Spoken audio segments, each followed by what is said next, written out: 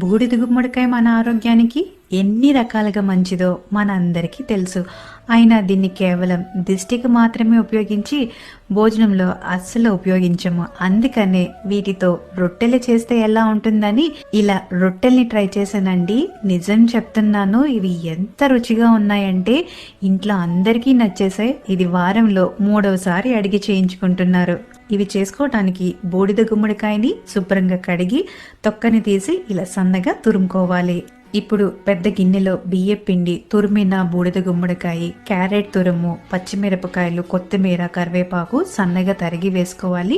జీలకర్ర, రుచికి తగ్గ ఉప్పు, కొద్దిగా పసుపు వేసి వీటన్నిటిని ముందు కలిపేయండి.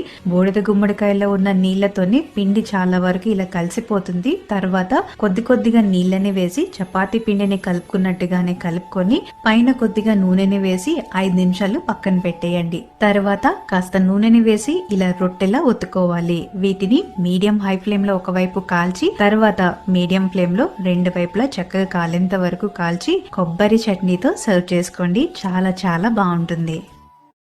బూడిద గుమ్మడికాయ మన